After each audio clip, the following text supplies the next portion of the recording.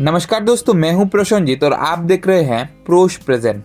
आज के इस वीडियो के माध्यम से हम ये जानने की कोशिश करेंगे कि ट्रेन की सबसे अच्छी कोच कौन सी है। तो चलिए शुरू करते हैं। आज हम हमारे भारतीय रेल की सबसे प्रसिद्ध और ज़्यादातर लंबी दूरी की ट्रेनों पर इस्तेमाल किया जाने वाले general, sleeper, AC 3 tier, AC 2 tier और फास्ट AC कोच की बात करेंगे। वैसे तो हर तरह की कोच अपने किराया के हिसाब से अपने अपने जगह पे सही होते हैं और हर तरह की कोच पर कुछ अच्छाई और कुछ ना कुछ बुराई भी रहते हैं। अगर एक लाइन पर बोलूं तो आपको कौन सी कोच की टिकट लेना चाहिए, ये आपकी जरूरत और क्षमता पर निर्भर करती है। वो कैसे, ये इस वीडियो के अंत तक आप लोगों को पता चल जाएगा। सबसे पहले बात करूँ अगर इन कोचेस का किराया की, तो जैसे कि आप लोगों को पता होगा, फास्ट AC कोच के मुकाबले AC 2 टियर कोच का किराया सस्ता होते हैं और AC 2 टियर कोच के मुकाबले AC 3 टियर कोच का किराया सस्ता होते हैं और AC 3 टियर कोच के मुकाबले स्लीपर कोच का किराया सस्ता होते हैं और स्लीपर कोच के मुकाबले जनरल कोच का किराया सस्ता होते हैं। यानी इनमें से जनरल कोच का किराया सबसे सस्ता और फास्ट AC कोच का किराया सबसे महंगा होते हैं। किराया के साथ साथ इन कोचेस पर मिलने वाले सुविधाओं में भी काफी अंतर होते हैं। यानी जितना ज्यादा किराया उतना ही बेहतर सुविधा इन कोचेस पर उपलब्ध है। अब बात करूँ अगर कंफर्ट और प्राइवेसी की, तो कंफर्ट और प्राइवेसी के मामले में यहाँ पर सबसे पहले नंबर पर आएगी फास्ट AC कोच, दूसरे नंबर पर आएगी AC 2 टियर कोच, उसके बाद आएगी AC 3 टियर कोच, उसके बाद आएगी स्लीपर कोच और सबसे लास्ट में आएगी जनरल कोच, जिसको सेकंड क्लास और अनरिजर्व कोच के नाम से भी जाना जाता है। जनरल कोच को मैंने सबसे लास्ट में रखा, इसका मतलब ये नहीं कि इस कोच का कोई अहमियत नहीं है। जनरल कोच का अहमियत आप लोग उनसे पूछिए जो रोज जनरल कोच के माध्यम से यात्रा करते हैं। इनके अलावा ये जनरल कोच एक ऐसा कोच है जिसके माध्यम से लोग ट्रेन चलने की कुछ मिनट पहले भी टिकट लेकर यात्रा कर सकते हैं। हाँ, जनरल कोच पर यात्रियों को बैठने के लिए सीट मिलेगी या नहीं उसका कोई गारंटी नहीं होता है।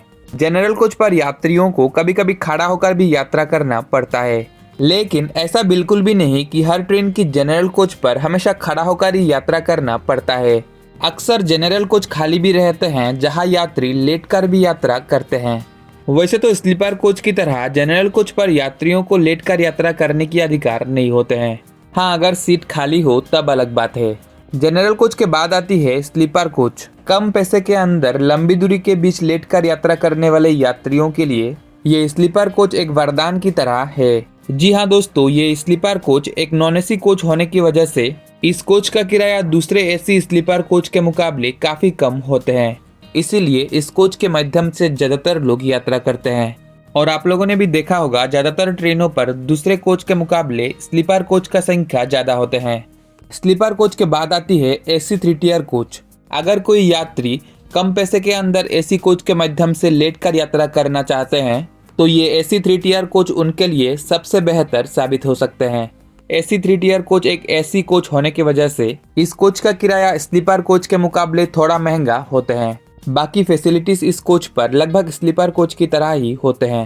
AC 3 टियर कोच के अलावा AC 3 टियर इकोनॉमी करके भी एक कोच है जिसकी किराया AC 3 टियर से भी कम होते हैं, लेकिन ये AC 3 टियर इकोनॉमी कोच अभी भी AC 3 टियर कोच की तरह सारे रूट पर अवेलेबल नहीं है, इसीलिए फिलहाल हम इस कोच की बात नहीं करने वाले हैं। AC 3 टियर कोच के बाद आती है AC 2 टियर और फास्ट AC कोच। जैसे कि मैंने आप लोगों को पहले ही बताया, कंफर्ट और प्राइवेसी के मामले में AC 3 टियर कोच के मुकाबले AC 2 टियर कोच बेहतर होती है और AC 2 टियर कोच के मुकाबले फास्ट AC कोच बेहतर होते हैं।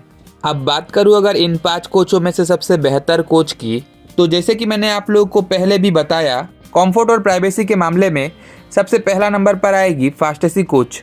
अगर आप लोगों को कंफर्ट और प्राइवेसी चाहिए और आप लोग उतना पैसे खर्च करने के लिए सक्षम हो तो जरूर आप लोगों को फास्ट AC कोच की टिकट लेना चाहिए। लेकिन अगर आप लोग कम पैसे के अंदर लंबी दूरी की यात्रा करना चाहते हो तो आप लोगों को स्लीपर कोच की टिकट लेना चाहिए। और अगर आप लोग स्लीपर कोच से बेहतर AC कोच के माध्यम से यात्रा करना चाहते हो तो आप लोग AC 3 टियर या AC 2 टियर कोच की टिकट ले सकते हो। कम पैसे के अंदर लंबी दूरी की यात्रा के लिए मैं आप लोगों को जनरल कोच के माध्यम से यात्रा करने के लिए सजेस्ट नहीं करूंगा। जनरल कोच कम दूरी के बीच यात्रा करने वाले यात्रियों के लिए सही है। हाँ, अगर आप लोग मजबूर हो, आप लोगों के पास स्लीपर कोच की टिकट लेने के लिए उतना पैसे नहीं है, तब अलग बात है, वरना लंबी दूरी की यात्रा के लिए हमेशा स्लीपर कोच की टिकट लेने की कोशिश करना चाहिए। अक्सर जनरल कोच के माध्यम से लोग लंबी दूरी की यात्रा इसलिए भी करते हैं क्योंकि कम टाइम के अंदर स्लीपर कोच की कन्फर्म टिकट मिलना काफ़ी मुश्किल होते हैं, जबकि जनरल कोच की टिकट ट्रेन चलने के मिनटों पहले भी मिलते हैं। उम्मीद है कि आप लोगों को ये पता चल गया होगा कि ट्रेन की सबसे अच्छी कोच कौन सी है। फिर भी अगर आप लोगों के मन में कुछ सवाल या सुझाव हैं तो कमेंट सेक्शन पर जरूर बताइएगा। और अगर आप में से कोई इस चैनल पर नया हो या अभी तक इस चैनल को सब्सक्राइब नहीं किया तो देर किस बात की, इस यूट्यूब चैनल को सब्सक्राइब कर लीजिए, क्योंकि ऐसे ही रेलवे से जुड़ी छोटी छोटी इन्फॉर्मेटिव वीडियो आपको इस चैनल पर मिलता रहेगा। तो चलिए मिलते हैं अगले वीडियो पर, और धन्यवाद इस वीडियो को अंत तक देखने के लिए।